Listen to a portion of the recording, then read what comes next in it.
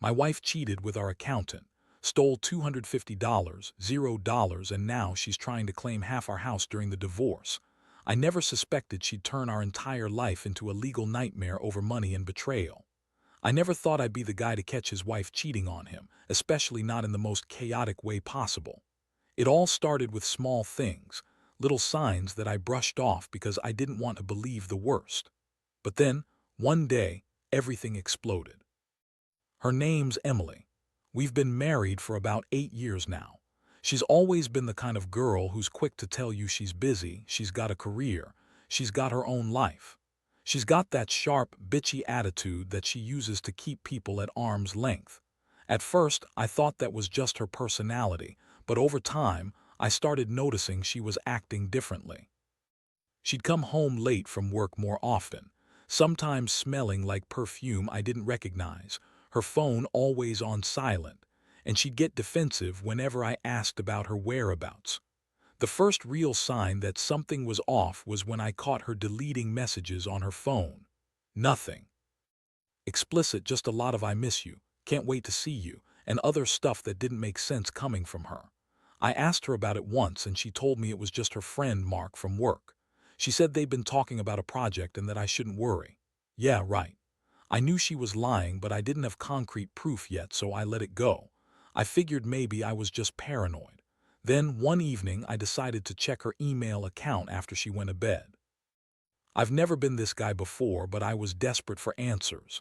That's when I saw it, an email chain between her and the accountant, David. The subject line was "Our Secret," and the content, it was pretty explicit. They had been exchanging messages for months, talking about meeting up, sneaking around, and how much they both wanted to be with each other. I saw a lot of talk about money too, plans to hide a lot of their side hustle, how she'd get her hands on some of the family's money, and even mentions of how she'd claim she was entitled to half the house during our divorce. I felt like I'd been punched in the gut. I couldn't believe Emily, my wife of 8 years, was cheating on me with our accountant, someone I'd trusted to handle our finances, no less, and was planning to steal from us. The worst part, she's always been so bitchy about money, about how she's entitled to more, how she deserves everything she's got. And here she was, scheming to take half our house just because she thought she could get away with it. I didn't confront her right away. I sat on it stunned. My mind was racing, trying to process what I'd just seen. I felt betrayed, angry, and honestly a little lost. How could she do this? How could she turn our life into a legal nightmare over money and her own selfishness? I knew I had to act fast, but I didn't want to blow up prematurely. I needed a plan, a way to catch her in the act, or at least get enough proof to make her squirm. That night I stayed up, going through her emails, her texts, anything I could find. I felt like I was living in a nightmare. The woman I loved, the woman I thought I knew, was out there scheming behind my back with someone I trusted to manage our money. And she was ready to fight dirty, claiming half our house, trying to take everything we built together. That's when I realized this wasn't just about her cheating. It was about her trying to steal my life, my future, everything I worked for. I knew I couldn't let her get away with it. I had to do something, but I wasn't sure what yet. All I knew was I couldn't trust her anymore. The woman I married was gone, replaced by someone who was capable of lying, cheating, and scheming for her own gain. And I had to find a way to stop her before she destroyed everything. The next morning, I woke up feeling like I'd been hit by a truck. My stomach was in knots, and I kept replaying the email chain I'd discovered. It was like my mind refused to accept what I'd seen, but deep down, I knew I couldn't ignore it anymore. I had to confront her. There was no way I could keep pretending everything was fine.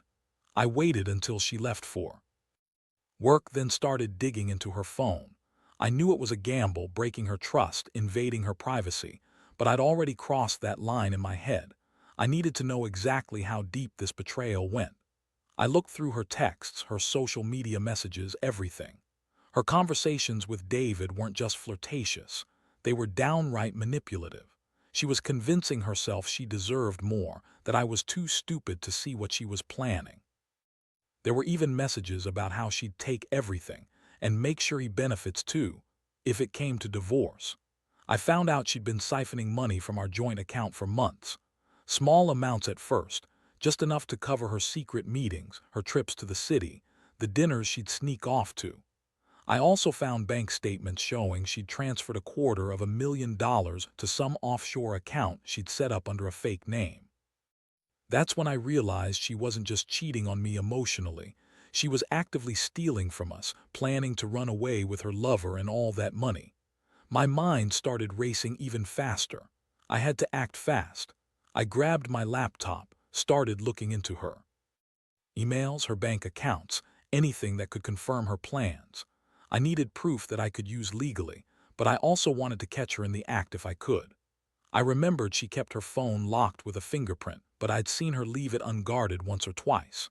I decided to wait until she was home that night, then try to get into her phone while she was distracted. That evening, she came home late, as usual, with that bitchy smirk she always wore when she thought she was getting away with something. I was already waiting in the living room, pretending to watch TV, but my eyes were glued to her every move. She tossed her purse on the table, grabbed a glass of wine, and started acting normal, too normal, honestly. Like she hadn't just betrayed me to my face. I finally worked up the nerve, reached out, and grabbed her phone when she wasn't looking. Her face froze for a second, then she snapped at me. "Hey, what the hell are you doing? Give me that." She tried to snatch it back, but I held firm. I'd never seen her look so furious. "Relax," I said, voice steadier than I felt.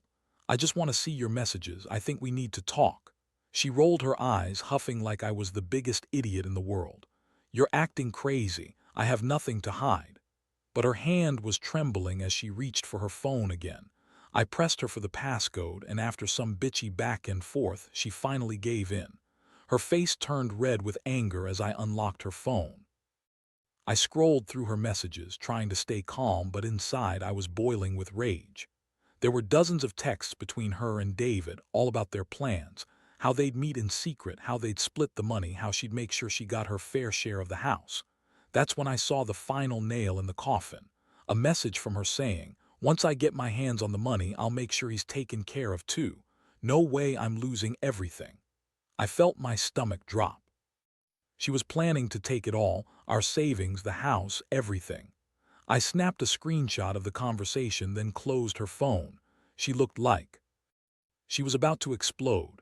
I told her I knew everything about her affair, the money, her plans to screw me over.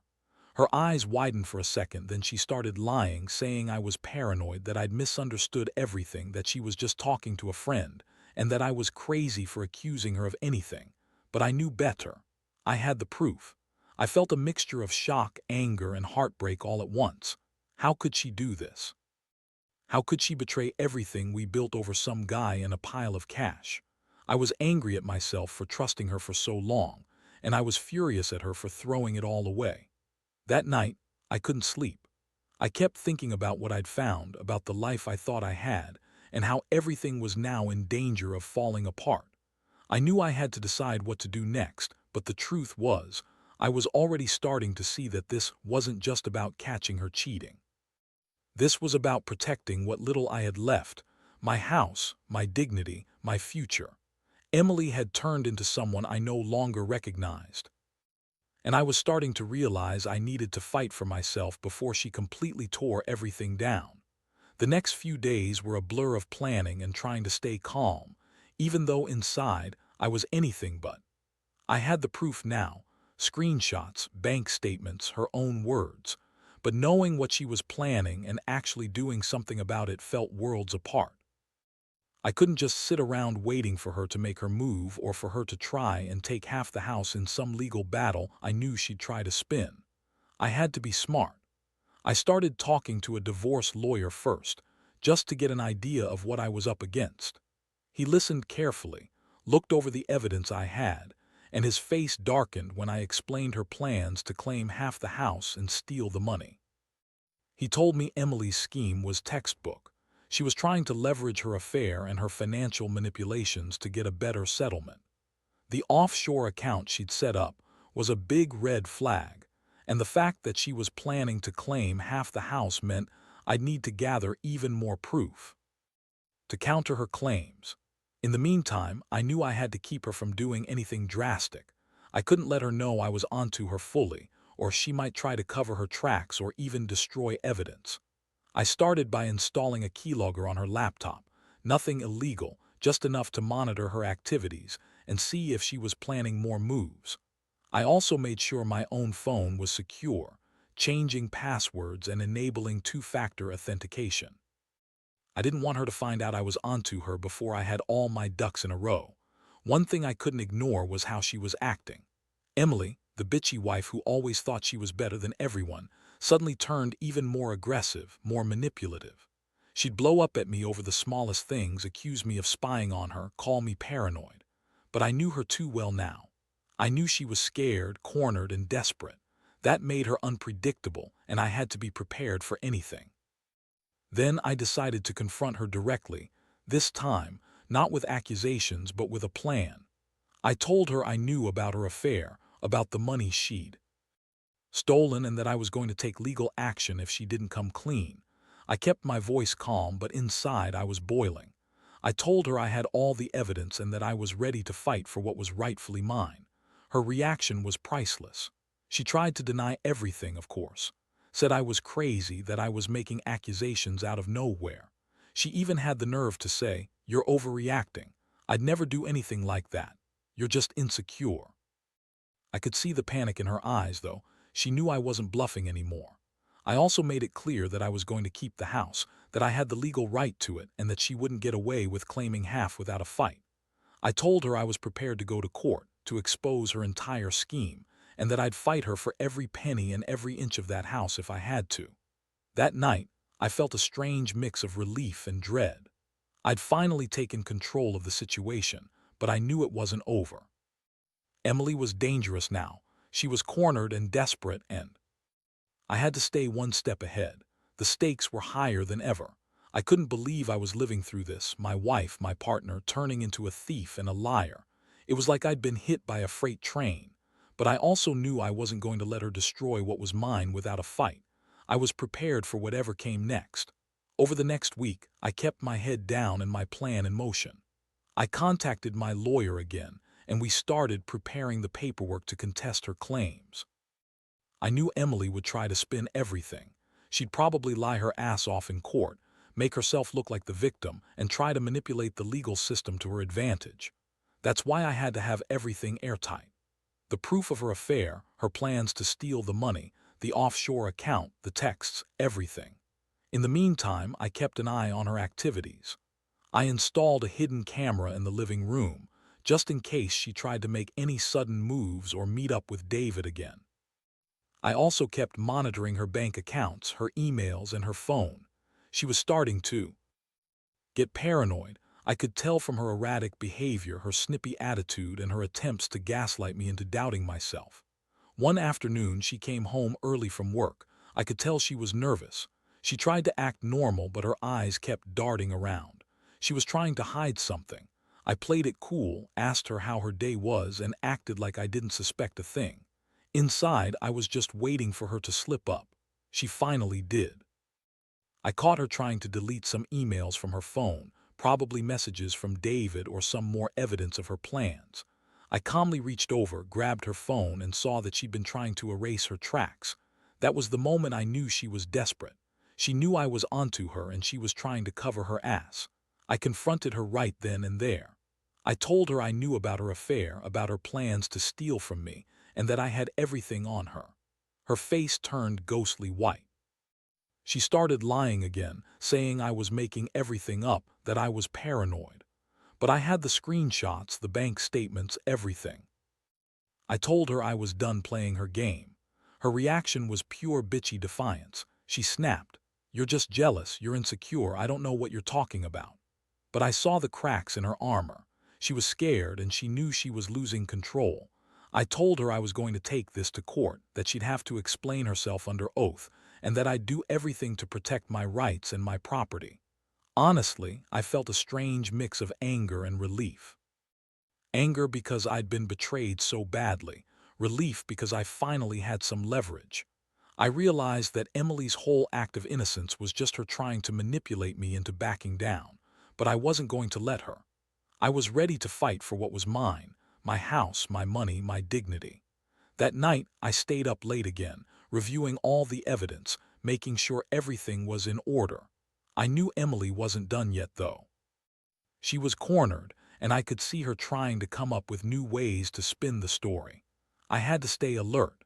I also started talking more seriously with my lawyer about how to protect myself legally and financially. The biggest thing I learned from all this was that betrayal doesn't just hurt, it can completely turn your world upside down. I still feel angry, but I also feel more determined than ever to stand my ground. Emily thought she could manipulate her way out of this, but I was ready for her lies. The game was on now, and I wasn't backing down. I'd fight her for every dollar, every inch of that house, and for whatever dignity I had left. The weeks that followed were a whirlwind. Emily's behavior got even more erratic. She was snapping at me over nothing, trying to guilt me into dropping the whole thing and constantly accusing me of snooping too much. But I knew better. I'd seen enough to know she was desperate. She was trying to stay ahead of the game, but I had the upper hand now. I had the evidence, and I was ready to use it. One day, I got a call from my lawyer. He told me Emily had hired her own attorney, probably trying to spin her story and get the upper hand in court. I wasn't surprised. She always thought she was smarter than everyone else, but I also knew I had enough to counter her claims. The offshore account, the stolen money, the affair, the plans to claim half the house, all of it was solid. That same day, I decided to confront her directly. I told her we needed to talk, serious talk. She looked annoyed, but I could see the flicker of fear behind her eyes. I laid out everything I knew: her affair with David, her plans to steal the money, her attempts to hide things, and her threats to claim half the house. I told her I had the proof and that I was prepared to take everything to court if necessary. Her reaction, typical. She started screaming, calling me crazy, saying I was making everything up. Her voice got high-pitched and bitchy, the way she always got when she thought she was winning. She said, "You're just jealous because I want what's mine. I deserve this. You're just trying to control me." But I wasn't buying it anymore. I knew her game. I told her, "Look, Emily, I'm not letting you get away with this. You've been caught red-handed. I'm filing for divorce, and I plan to fight for the house, my money, and my reputation. If you want to lie and spin stories, go ahead, but I have the evidence." Her face twisted into a sneer, but I could see her hands trembling. She knew she was losing her grip. That night, I stayed up again, reviewing everything. I knew this was just the beginning of the legal battle. I had to be prepared for her to try to manipulate the system, to lie her way out of it, or even to try and turn the kids against me. But I also started thinking about how to protect myself emotionally. This whole situation had drained me: anger, sadness, betrayal, all mixed into one. I realized I was going to need support, but right now, I had to focus on fighting for what was rightfully mine. In that moment, I made a decision. I wasn't going to let Emily destroy what we had. I'd fight her, legally and emotionally, to keep my house, my savings, and my dignity intact. I'd be damned if she was going to walk away with everything after betraying me like this. The betrayal stung like hell, but I knew I had to stand tall. I couldn't let her win, not after everything. It was time to fight back, and I was ready for the long haul. The court date finally arrived after months of legal back and forth, and honestly, I was exhausted. Emily showed up with her new lawyer, still trying to play the victim, still lying her face off. She claimed I was paranoid, accused me of stalking her, and tried to spin her affair as nothing more than innocent friendship. But I had the proof: screenshots, bank statements, her own words, and I wasn't about to let her manipulate her way out of it. The judge listened carefully, reviewing everything I presented. When she got to the offshore account and the stolen money, Emily's lawyer tried to argue it was just a misunderstanding, that Emily was entitled to her share of the house because they'd been married so long. But my lawyer countered fiercely, pointing out her lies, her schemes, and the fact that she'd been planning to run away with David and the money for months. The evidence was clear, and the judge saw through her. In the end, the judge ruled in my favor. She awarded me full custody of the house, denied Emily's claim to half, and ordered her to pay back the stolen $250, $0 plus interest. Emily was furious, screaming in the courtroom, but her words fell flat. She looked defeated, like someone who'd finally realized she'd lost control of everything she tried to manipulate. The aftermath was a blur. Emily moved out within days, her bitchy attitude replaced by pure rage. I stayed in the house, trying to rebuild what I could of my life. It wasn't easy, trust was shattered, and the pain of betrayal lingered deep. But I felt a strange sense of relief. I'd fought for my right to keep what was mine, and I'd won. Looking back, I learned a lot from this nightmare. Betrayal cuts deep, but it also forces you to confront your own strength. I realized that sometimes you have to fight dirty, play hard, and stay one step ahead. I also learned that you can't trust everyone, no matter how much you want to believe in the best in people. Emily's greed and selfishness cost her everything, and honestly, I don't regret fighting for my life and my home. If there's one thing I want anyone reading this to take away, it's this. Trust your instincts, gather your evidence early, and don't be afraid to stand up for yourself. Betrayal can come from the most unexpected places, but ultimately, your strength and determination will see you through. Because at the end of the day, no matter how much it hurts, you've got to fight for what's yours, and never let anyone take it without a battle.